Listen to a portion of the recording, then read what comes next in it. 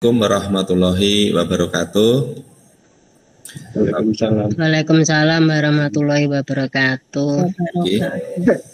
Bapak Ulil Absar selaku fasilitator yang saya hormati, Ibu Paryumi selaku PP dari saya dan Ibu Rini Kristianti yang saya hormati, serta Pak Julikan selaku PP dari Pak Paimin serta Pak Dedi Awal Prasetyo yang saya hormati pula. Tidak lupa rekan-rekan yang saya cintai dan yang saya banggakan.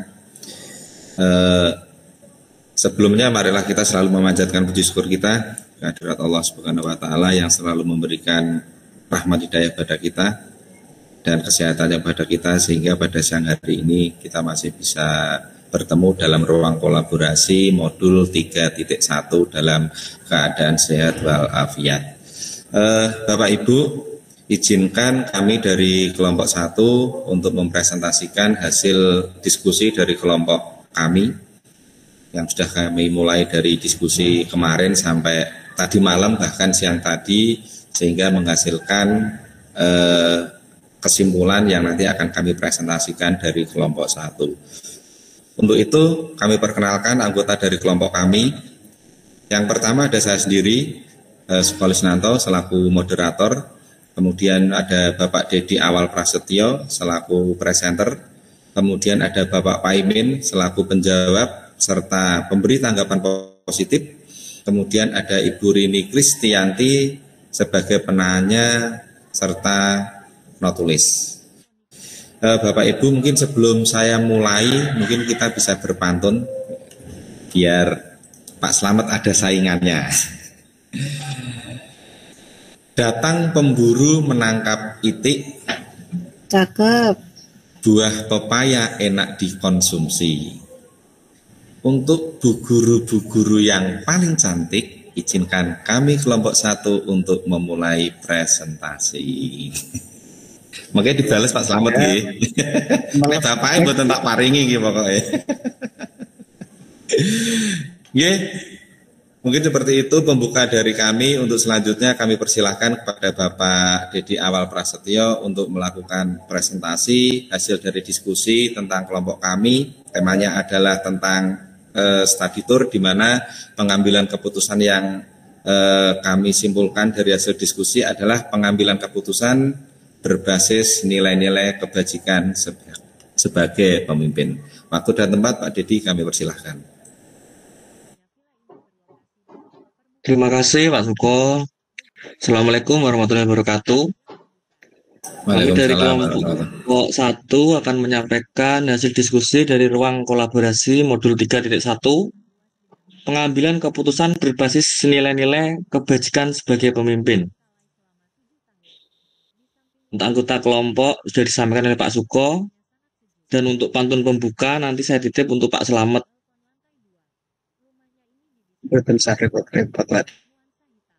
Untuk studi kasus ini dari kelompok kami, inti dari kasus ini adalah pada saat kelas 6 ini akan melakukan studi tour, ada salah satu siswa yang mengalami mabuk perjalanan dan dia ingin pada saat studi tour itu didampingi oleh ibunya.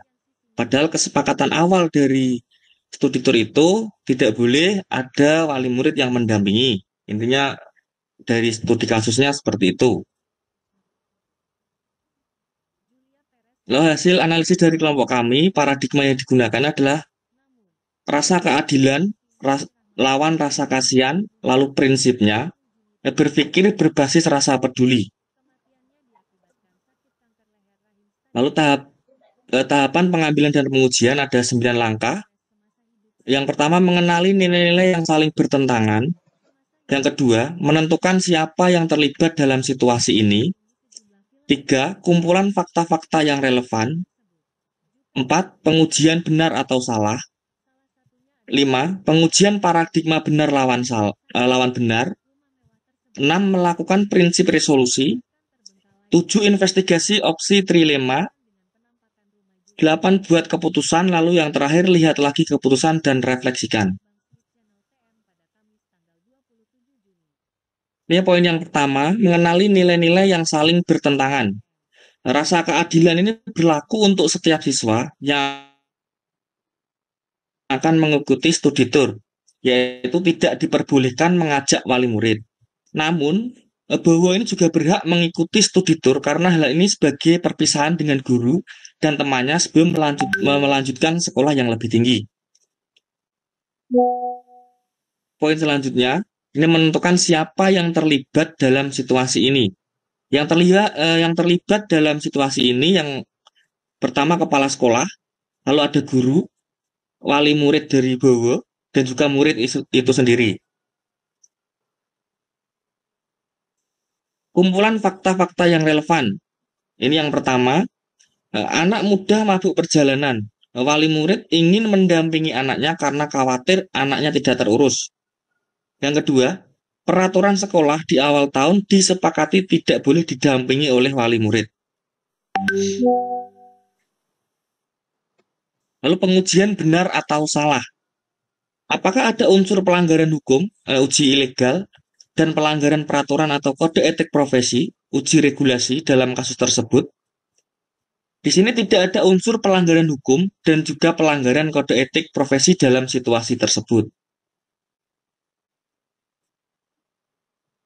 Berdasarkan perasaan dan intuisi Anda, apakah ada yang salah dalam situasi ini? Ini ada di uji intuisi. Ya, karena ada salah dalam situasi ini karena seolah-olah murid ataupun wali murid itu juga tidak percaya dengan pihak sekolah sehingga perlu pendampingan orang tua agar bisa merawatnya ketika dalam perjalanan. Seharusnya sekolah bisa memberikan jaminan keamanan, kenyamanan, dan perawatan jika terjadi sesuatu kepada murid. Karena hal tersebut adalah sebuah bentuk pelayanan guru terhadap siswa. Apa yang Anda rasakan bila keputusan Anda dipublikasikan di media cetak atau elektronik, atau menjadi viral di media sosial? Apakah Anda merasa nyaman? Ini ada di uji publikasi. Tentunya saya merasa tidak nyaman jika keputusan tersebut menjadi viral di media cetak atau elektronik. Sebisa mungkin permasalahan ini tidak mencuat ke khalayak ramai karena nama baik sekolah dipertaruhkan.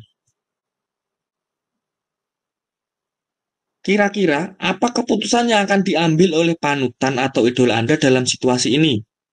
Yang pertama, mengambil keputusan dengan tidak memberatkan salah satu pihak. Yang kedua, mengadakan pertemuan antara wali murid dengan pihak sekolah, tentunya untuk mencari solusi yang terbaik dari permasalahan tersebut. Lalu ada di pengujian paradigma benar lawan benar. Ini ada rasa keadilan lawan rasa kasihan. Rasa keadilan ini berlaku untuk setiap siswa, bahwa termasuk juga Bowo ini berhak untuk mengikuti studi tour.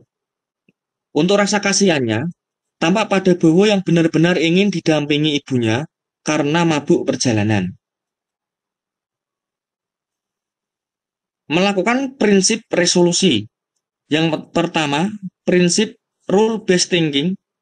Berdasarkan peraturan yang berlaku, karena jika peraturan tidak tegas atau tidak ditegakkan, maka akan berdampak buruk bagi semua warga sekolah. Yang kedua, prinsip care-based thinking. Hal ini karena keadaan yang memang Bowo mabuk perjalanan dan karena kepedulian terhadap Bowo, maka pihak sekolah menambah guru pendamping untuk mendampingi murid yang mabuk perjalanan. Dari guru pendamping di sini diambilkan dari guru TK dari SD tersebut, yang kebetulan lokasinya juga satu lokasi. Apakah ada sebuah penyelesaian yang kreatif dan tidak terpikir sebelumnya untuk menyelesaikan masalah ini? Ya, ada sebuah penyelesaian yang kreatif dan tidak terpikir sebelumnya untuk menyelesaikan masalah ini, yaitu dengan yang pertama, tadi menambah guru pendamping untuk mendampingi murid yang mabuk perjalanan. Karena mungkin di situ tidak hanya Bowo saja yang nantinya mabuk perjalanan. Lalu murid yang mabuk perjalanan ditempatkan di bangku bus yang paling depan. Yang terakhir, meminta wali untuk mengantar anaknya dengan membawa kendaraan pribadi ke tempat saat naik atau nanti penjemputan pada bis. Lalu apa keputusan yang diambil? Keputusan yang diambil adalah menambah guru pendamping dengan alasan agar tidak menimbulkan kesenjangan pelayanan terhadap murid yang lain, atau berdasarkan keadilan sehingga murid yang mabuk perjalanan bisa terlayani dengan baik dan orang tua wali merasa nyaman menitipkan anaknya ikut kegiatan studi tour. Lalu lihat hasil keputusan dan refleksikan. Jadi setiap pengambilan keputusan yang menggunakan 9 langkah pengambilan dan pengujian keputusan, karena setiap pengambilan keputusan akan merefleksikan integritas sekolah tersebut, nilai-nilai apa yang dijunjung tinggi oleh sekolah tersebut, dan keputusan-keputusan yang diambil kelak akan menjadi rujukan atau teladan bagi seluruh warga sekolah dan lingkungan sekitar. Belum diakhiri, sedikit pantun. Ke pasar malam, melihat barongsai, perginya bareng si Tata. Presentasi sudah selesai, mohon bertanya sedikit saja. Dah. Ya Pak Suko, langsung ke Pak Suko lagi. Masuk. Nggih, matur nuwun Pak Dedi yang telah menyampaikan presentasi hasil dari kelompok 1. Kemudian untuk acara selanjutnya yaitu tanggapan dari kelompok 1, dari kelompok 2 atau kelompok 3 serta tanya jawab. Monggo pada kelompok 2 atau kelompok 3 untuk memberikan tanggapan pada hasil presentasi dari Pak Dedi Awal Prasetyo. Silakan.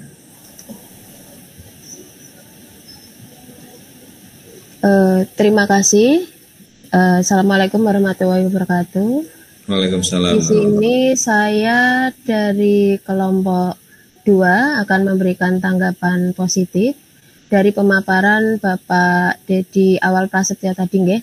Saya perhatikan untuk pemaparan dan PTT presentasi yang ditampilkan sudah sangat bagus, runtut, jelas dan mudah dimengerti dan sangat menginspirasi bagi saya.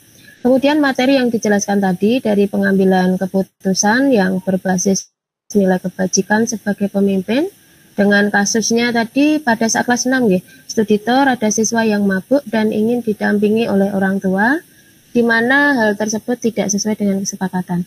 Di sini untuk pemaparannya sudah memenuhi tahapan, ada 4 tahapan dilema etika, kemudian 3 prinsip pengambilan keputusan dan 9 langkah pengambilan dan pengujian keputusan. Demikian tanggapan positif dari kelompok kami. Terima kasih. Assalamualaikum warahmatullahi wabarakatuh. Waalaikumsalam warahmatullahi wabarakatuh. Terima kasih Bu Catur yang telah memberikan tanggapan positifnya. Untuk selanjutnya yaitu silakan dari kelompok 3 untuk memberikan pertanyaan kaitannya dengan hasil presentasi dari Bapak Dedi Awal Prasetyo. Monggo kelompok 3.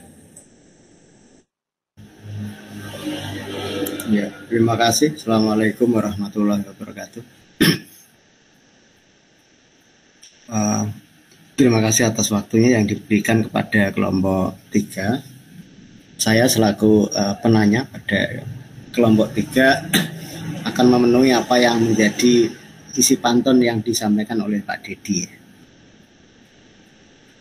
Ada beberapa hal yang saya tanyakan terkait materi yang telah dipaparkan oleh Pak Dedi, yaitu bagaimana prinsip rule based thinking dan care based thinking dapat diaplikasikan untuk menyelesaikan suatu konflik dalam kasus yang telah disampaikan oleh kelompok 1 tadi, dan apa penyelesaian yang akan diusulkan. Mungkin cukup 1 aja Pak Suko. Terima kasih. Assalamualaikum warahmatullahi wabarakatuh. Waalaikumsalam warahmatullahi wabarakatuh. Terima kasih Pak Pri yang telah memberikan pertanyaan pada kelompok kami. Monggo silakan Bu Rini untuk bisa menjawab pertanyaan dari Pak Supri. Monggo. Pak Imin, Pak. Oh itu Pak Imin. Pak Imin, Pak Suko. Monggo Pak Imin, wah ini gagal fokus ini. Oke, terima kasih atas waktu yang diberikan dari Pak Suko kepada saya, dan terima kasih sekali untuk Pak Suprianto selaku kelompok 3 yang telah menyampaikan pertanyaannya dengan cukup baik dan cukup bagus. Di sini saya dari kelompok 1 izinkan akan menjawab dari apa yang ditanyakan oleh Pak Suprianto.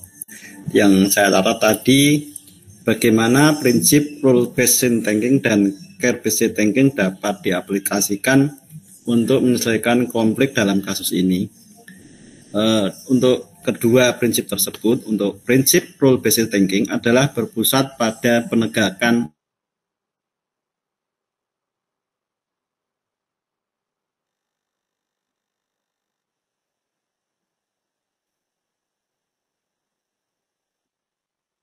Macet, Pak Suko. Nggih, macet. Penegakan Macet. Pak Paimin.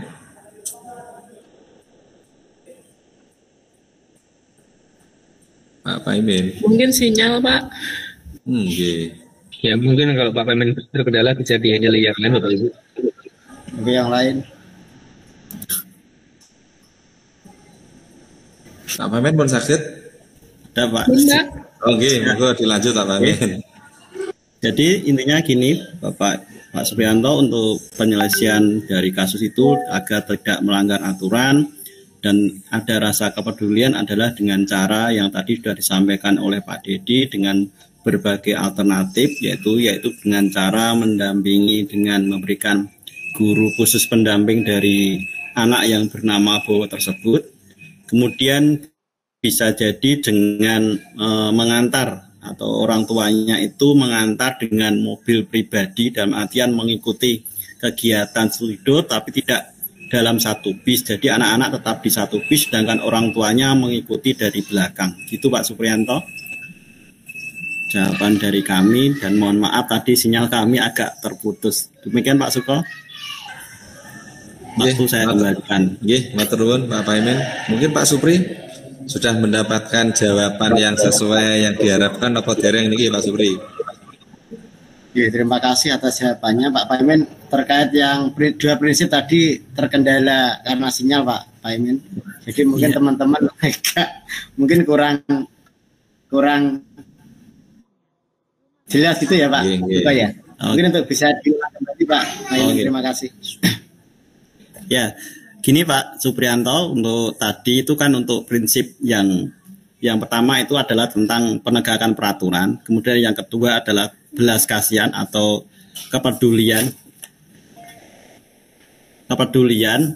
Jadi untuk menegakkan itu ya kita tadi sudah punya solusi yang sudah dipaparkan oleh Pak Dedi bahwa kita bisa menambah guru pendamping khusus untuk anak tersebut, anak yang bernama Bowo tadi yang mabuk perjalanan. Kemudian bisa juga dengan alternatif solusi yaitu orang tua boleh mengikuti studi tapi menggunakan mobil pribadi dalam artian mengikut di belakang gitu Pak Suprianto.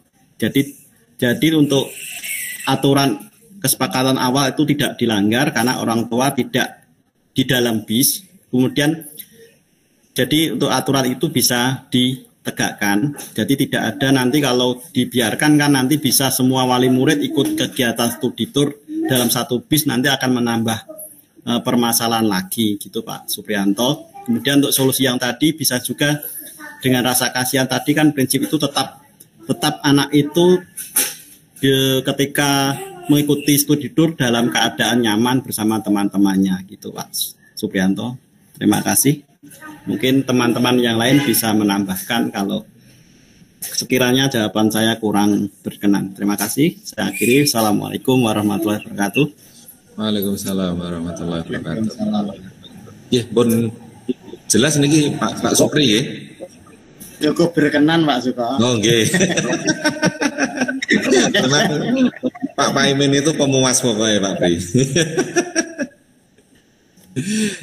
Nggih, monggo Bapak Ibu jika ada pertanyaan lain atau mungkin sudah cukup.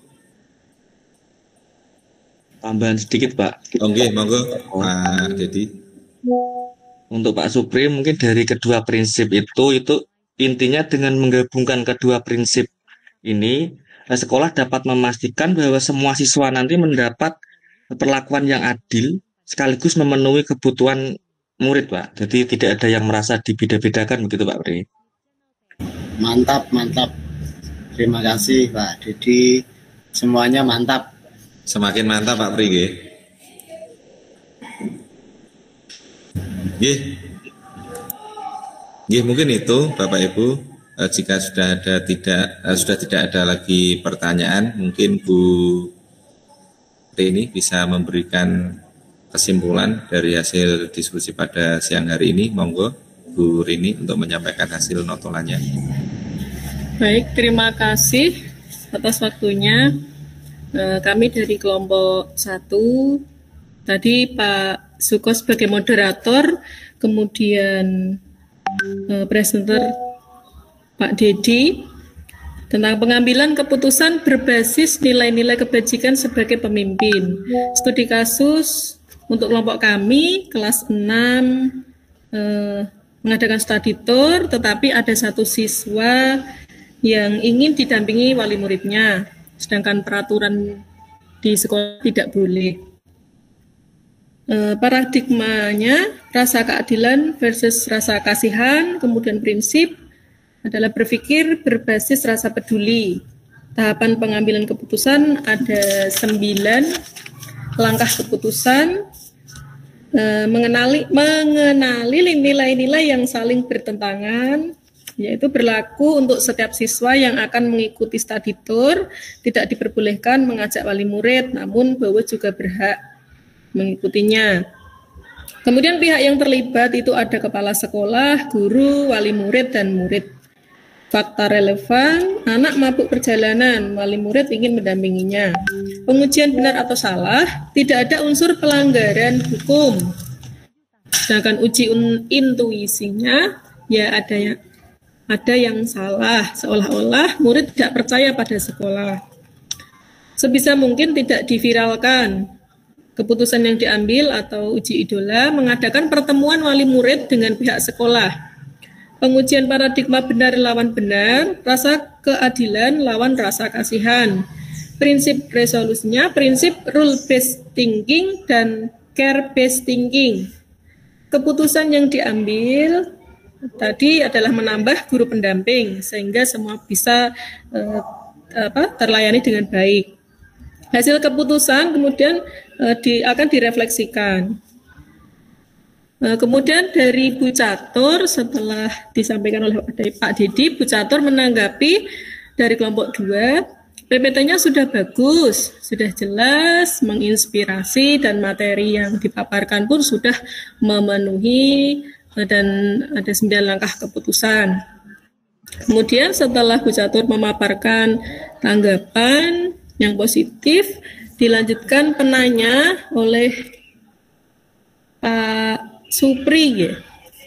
Pak Supri menanyakan bagaimana prinsip rule-based thinking dan care-based thinking dapat diaplikasikan untuk menyelesaikan konflik dalam kasus ini dan apa penyelesaian yang diusulkan. Kemudian dijawab oleh Pak Paimin bahwa prinsip rule-based thinking dan care-based thinking itu digabungkan, dan 2 prinsip itu tadi semua siswa itu tidak ada yang dibeda-bedakan. Kemudian Pak Paimin tadi pada prinsip rule-based thinking itu berfokus pada penegakan peraturan yang telah disepakati sejak awal. Seperti itu Bapak Ibu dari kelompok kami. Saya kembalikan ke Pak Suko. Terima kasih Bu Rini yang telah menyampaikan kesimpulan pada presentasi siang hari ini. Mungkin itu Bapak Ibu presentasi yang dapat disampaikan oleh kelompok 1.